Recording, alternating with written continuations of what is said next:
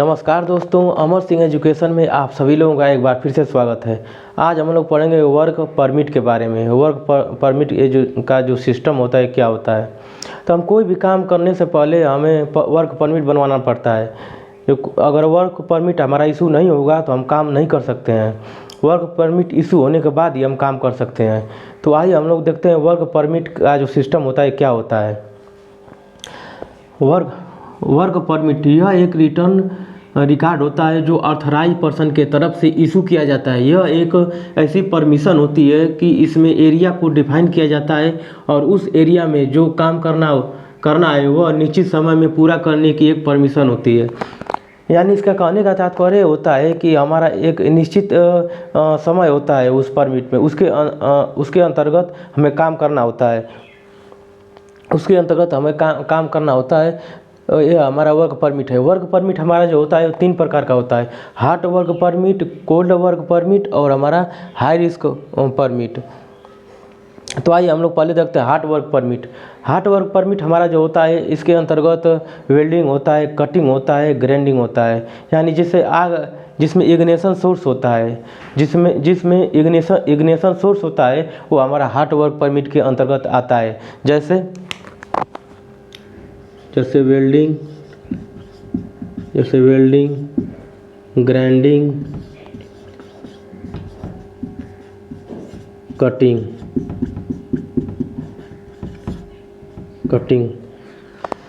ये हमारा hot work permit के अंतर्गत आता है। हॉट वर्क परमिट का हमारा सिंबल जो होता है वो रेड होता है।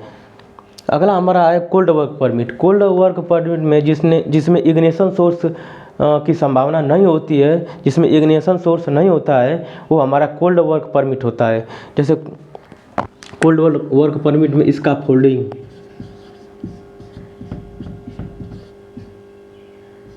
हमारा इसका फोल्डिंग आता है, पेंटिंग आता है, etc। ये हमारा कोल्ड वर्क परमिट के अंतर्गत आता है। इसका हमारा जो सिंबल होता है वो ब्लू होता है।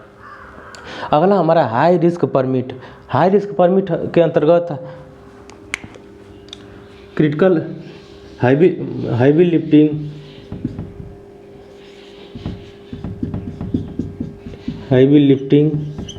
क्रिटिकल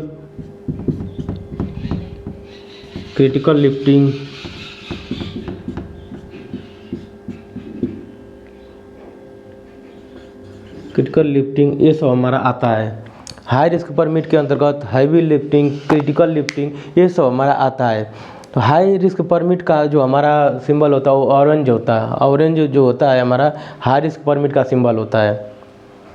अगला अब देखिए जो हमारा hot work permit, cold work permit, high risk permit ये जो हमारा होता है इसका वैलिडिटी कितने दिन तक होता है। तो हॉट वर्क परमिट का हमारा जो वैलिडिटी होता है वो 24 आवर्स तक होता है।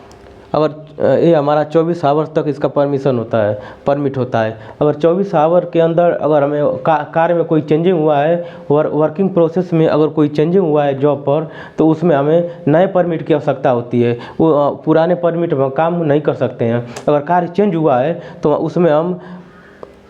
उसमें नया परमिट हमें इशू कराने की आवश्यकता पड़ती है। अगर कार्य में चेंज नहीं हुआ है तो उसे पुराना ही परमिट जो बना रहता है 24 घंटे के अंदर उस परमिट से हम काम कर सकते हैं।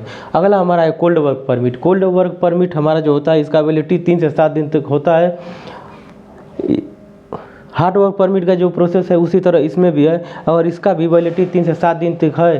तो 3 से 7 दिन के अंदर अगर हमारा जॉब अगर चेंज हुआ है तो उसमें हम नया परमिट हमें इशू कराना पड़ता है। अगर चेंज नहीं हुआ है तो उसमें पुराना ही परमिट से काम कर सकते हैं। अब अगला हमारा है high risk permit. High risk permit का जो वैलिडिटी हमारा होता है वो सिंगल वर्क के लिए होता है। जैसे एग्जांपल के लिए लिफ्टिंग एक्टिविटी के मान लीजिए, जैसे लिफ्टिंग एक्टिविटी एक प्रोसेस है।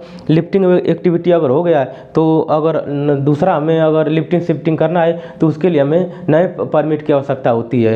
एक लिफ्टिंग शिफ्टिंग के लिए हमें एक ही परमिट हमारा चल सकता है। अगर अगला हमें लिफ्टिंग शिफ्टिंग करना है तो हमें नए परमिट की आवश्यकता पड़ती है। या ओनली फॉर सिंगल वर्क के लिए हमारा हाई रिस्क जो परमिट होता है valid for only for single work, मतलब सिंगल वर्क के लिए हमारा जो होता है लिफ्टिंग ये हमारा हाई रिस्क परमिट होता है। अगर हमें दूसरा लिफ्टिंग शिफ्टिंग करना है तो उसके लिए हमें दूसरा परमिट की आवश्यकता होती है। ये हमारा रहा। एक और आता है हमारा कन्फाइंड स्पेस। अगर कोई भी व्यक्ति कन्फाइंड स्पेस में अगर काम करने जा रहा है तो उसके लिए भी हमें परमिट की आवश्यकता होती है, उसका हमें परमिट बनाना पड़ता है। और उसके बाद उसके अंदर कन्फाइंड स्पेस के अंदर हमें ऑक्सीजन लेवल चेक किया जाता है। अगर ऑक्सीजन लेवल सही नहीं है तो आदमी को कन्फाइंड स्पेस के अंदर नहीं जाने दिया जाता है। ऑक्सीजन लेवल चेक किया जाता है। उसके बाद इग्निशन सोर्स जो की संभावना तो नहीं है, अंदर कन्फाइंड स्पेस में इग्निशन सोर्स की संभावना तो नहीं है, अगल बगल तेल तो नहीं है, डीजल पेट्रोल जैसे मान लीजिए आग लगने का जो जैसे संभावना हो वो हमारा तो नहीं है। तेल जो होता है इग्निशन सोर्स को सब साफ़ किया जाता है। उसके बाद क्लीन करने के बाद ऑक्सीजन लेवल चेक किया जाता है और सब कुछ सही होने के बाद तब आदमी को कन्फाइंड स्पेस में काम करने के लिए भेजा जाता है। उसके बाद कन्फाइंड स्पेस में आदमी जब काम करता है तो उसके बाहर एक होल वाचर होता है। होल वाचर एक रखा जाता है जो समय समय पर आदमी से पूछताछ करता रहे कि आदमी सही है कि नहीं, कोई दिक्कत तो नहीं है। इसलिए हमें बाहर एक होल वाचर रखना पड़ता है कन्फाइंड स्पेस में आदमी अगर काम करता है तो। एक बार और देख लीजिए वर्क परमिट जो हमारा होता है 3 प्रकार का होता है, hot work permit, cold work permit, high risk permit. तो हॉट वर्क परमिट का जो हमारा सिंबल होता है रेड होता है और हॉट वर्क परमिट में इग्निशन का सोर्स होता है, जैसे वेल्डिंग हो गया, कटिंग हो गया, ग्राइंडिंग हो गया। और हाई रिस्क परमिट हमारा कोल्ड वर्क परमिट के अंतर्गत हमारा इसका फोल्डिंग आ गया, पेंटिंग आ गया इत्यादि, ये सब हमारा इसका कोल्ड वर्क परमिट के अंतर्गत आता है। इसका हमारा सिंबल जो होता है ब्लू होता है। हाई रिस्क परमिट का हमारा सिंबल जो होता है ऑरेंज होता है। हाई रिस्क परमिट के अंतर्गत हैवी लिफ्टिंग, क्रिटिकल लिफ्टिंग ये सब हमारा आता है। वैलिडिटी फॉर वर्क परमिट, तो हॉट वर्क परमिट का वैलिडिटी जो होता है 24 आवर तक होता है। अगर कार में कोई चेंजिंग हुआ है तो हमें नई परमिट इशू कराने की आवश्यकता पड़ती है। और कोल्ड वर्क परमिट का वैलिडिटी 3 से 7 दिन तक होता है। अगर मान लीजिए कोई नया वर्क में कोई नई चेंजिंग हुआ है, कोई नया चेंज किया गया काम में अगर चेंज हुआ है तो उसके लिए हमें नए परमिट की आवश्यकता पड़ती है। और हाई रिस्क परमिट में हमें ओनली फॉर सिंगल वर्क के लिए ही परमिट होता है हाई रिस्क परमिट। अगर जैसे लिफ्टिंग शिफ्टिंग एक्टिविटी, अगर दूसरा हमें लिफ्टिंग शिफ्टिंग करना है तो उसके लिए हमें नया परमिट हमें इशू कराना पड़ता है।